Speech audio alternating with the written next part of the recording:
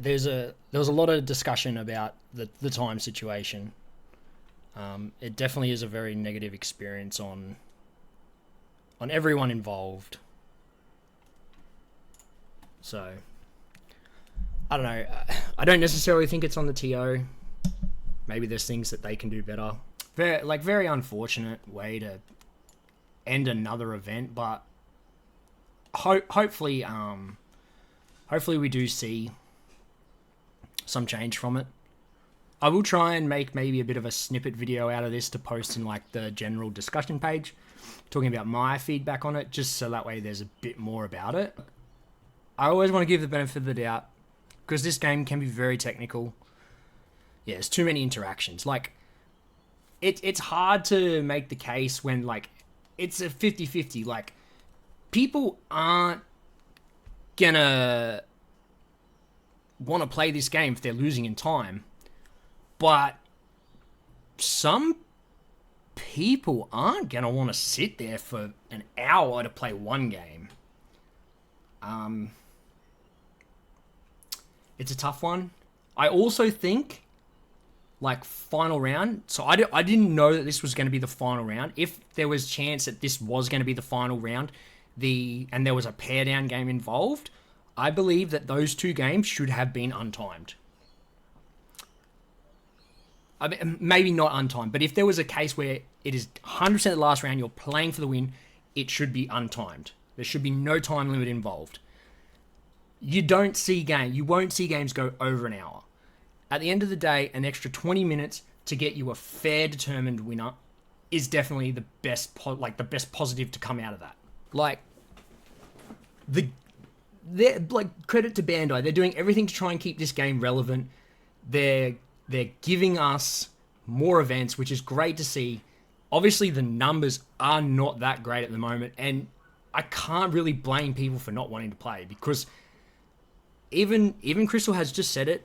She now sees that there is a problem, the fact that games are definitely going over. Whether it's something that they have to look at, or it's feedback they need to give Bandai. Something definitely needs to happen, because the game will just die. Like, you may as well just not give us events anymore, because people won't want to play because of this. I mean, look, they did give us an open forum once where we were able to complain about them not giving us prizing and stuff, so something to do with time should definitely be a thing, because it's not just our region that's happening at. I've seen posts for it happening over in America as well. And when our player base is as small as it is, we don't want to be making it any worse. Because then they will stop giving us events.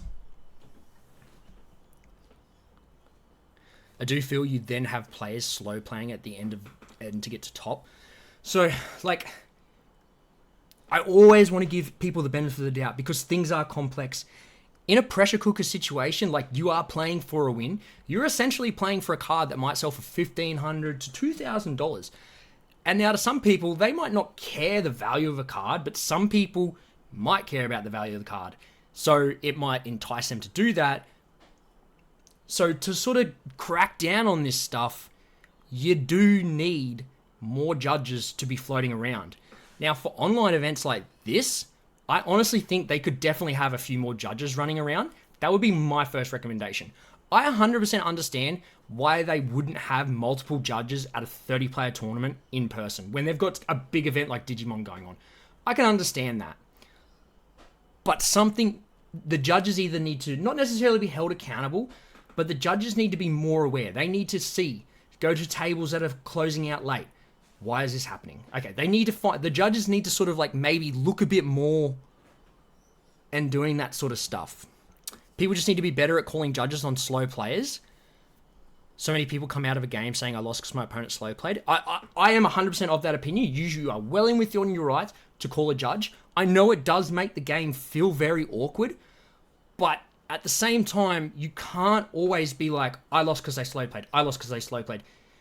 You have the ability to be able to say, Judge, can you please come and check this out? I believe he's slow playing.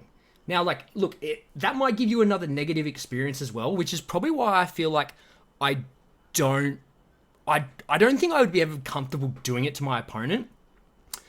I'm rather fortunate, and maybe this contributes to why I like struggle to make like top 8, top 16s, is because I just play so fast. Like I've had one game called time on time, and my opponent had swung for game and I was about to mill him out with cooler.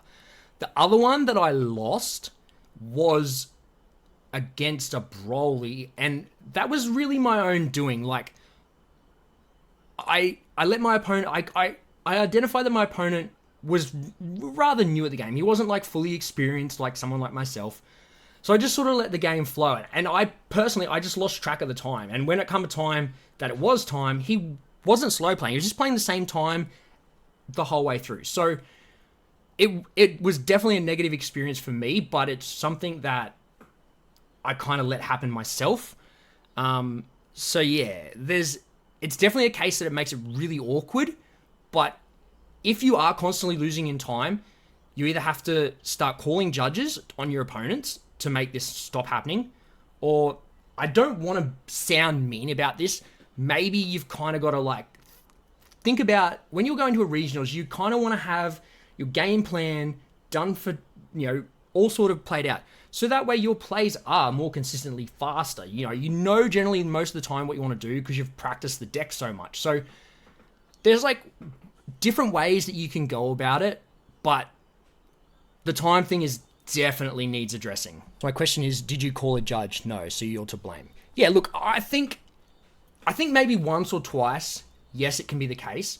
And the one thing that I will give Josh credit for, I believe it does always happen, but it scared me every single time he did it. But he come into the room, time. Went through, obviously did all the rooms. So from there, you kind of like, maybe you should be scrolling through a bit more, just taking 10 seconds to see someone's play. Like if you go in and spend like, say 10, 20 seconds watching someone maybe combo or something like that, you should be able to identify rather quickly what their mindset is, whether they're slow playing or what. The other thing I think you can do is just like encourage your opponent, hey, look, you've got time's being called. Shouldn't take this long to do this. Like, there's definitely, yeah. Need to be proactive about it. If they are, call the judge. Yeah, 100%. Let's bring this over here so I can read it without having to turn my head sideways. Time limit needs to be 40 plus 5.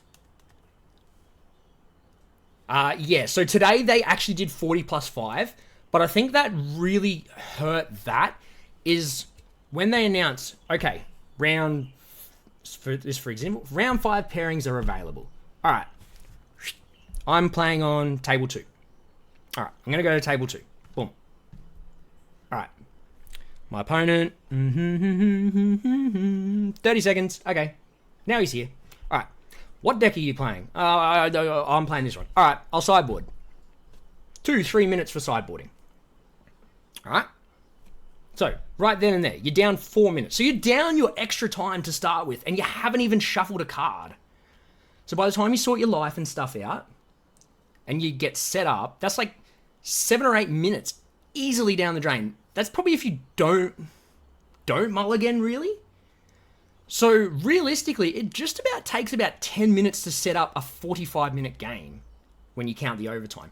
So what did I say? 10 minutes and 45. So you got 35 minutes to play a game. And Masters, that isn't just it. So the first thing I think they could take from this is go, okay, call time. Call start a round. So round 5 pairings. You have 10 minutes to be shuffled up and ready. After that 10 minutes, we'll give you an announcement. We can start now. Boom, you start. If people want to start early, you kind of let them start. But at least then they get more time to set up and they don't have to rush from the get-go. That is what I would argue would be the first thing that you address. If you want to try and make these 40-minute rounds actually be like valuable. If I hot time, I ask the judge to come. Yep, fair. There are always ways you can speed your opponent up without coming across like a dick. One I usually do is say any response, which forces him to answer you. Very good point. I agree in times, yes, call judge, but I also feel dirty calling the judge. Yeah, look, that's my biggest thing. That sort of throws me off a little bit with it. Or any combos or just leading questions to get your opponent responding. Yeah, so anyone in the chat, DC Sneak, he has, that's a few good points that if you are struggling with time, that is couple of the things that you can do to your opponent. Because I had times where I first started playing, I had players rushing me early game and it messed me up, and worried even when I was just thinking. If you're playing casual games and not using the clock, you're not testing properly. You should also be aware of time rules and know how to play into them. Not scum people, but be aware of the rule set so you can be in an advantageous position. I can't say it right. Clock shouldn't start till sideboarding. Most TOs give people minutes to set up. Yeah, and someone did make that point that that should be the case. Like, they should have time to set up, because in this, and even in person, generally, but like round one, if you look at round one, there's probably not at a regional in person, there's probably not a lot of games going to time, because by the time they start, it generally is actually, everyone is shuffled up, because like they sit down, make your way to tables, we'll do a player meeting. Cool. So people sitting there and they're just like, okay, well, we'll start shuffling, do out. And they go, okay, you guys can play. Life's already out, you're all ready to go, and boom, you charge in. So just allowing that time to set up, and I understand. Gotta go. Thanks for streaming it. Hey, no worries, man. I hope to do a few more. I will try and over the next week or two, I will take this off YouTube and I'll try and upload the actual games themselves onto YouTube and see how that goes. I will do it. I will get the top 8 deck list and I will do a video on the top 8 deck list, because that's all I'm gonna say. I've lost my train of thought. Oh, I do this so much. But yes, if they allow us that 10 minutes to get to the game, get to the table, set up, and then start the timer, I think that is a positive foot forward in the terms of trying to cut down how many games go to time. That'd be my first thing to address, because you can't just go, oh, we'll just give them more time. We'll just give them more time. We'll just give them more time. Obviously, it does mean that, essentially the TOs do have to work that little bit longer, because over the course of a 6-round day, that's an extra hour added onto the day. And I guess when they've got time restrictions, maybe they need to sort of look at the planning ahead. Hey, we need 45 minutes for a round, and then we need 10 minutes in between for people to get set up, even if it's 5 minutes to start with. Just those little things you would probably find actually do help. And the other thing, I think it would be really hard, because obviously it is another overhead. It's just a couple of extra judges. The Fusion World event, I know I'm talking about Fusion World, but the Fusion World event in Melbourne had 100 players and one judge. One judge. Thankfully, Fusion World isn't the case where there's lots of people going to time like Masters, but still, one judge for 100 people. Oh, it was credit to Trent. I gotta give him a shout out, because he has dealt with all the that event very well, despite having so many players. But for an event like today, I definitely feel like a couple of people, couple of just judges, I don't necessarily think you need to get paid. If you're not doing anything, and you want this game to actually be great in Australia, I'm sure giving up a few hours, this went for what, 4 hours? Giving up 4 hours of your time to help the game run a bit smoother, to try and nut out the slow playing, I think is something worth doing. Obviously that's easier said than done. I casted it, but it's just, these are just my opinions of what I think can be used to help speed up the game. So whether you guys agree or not, that's just my take.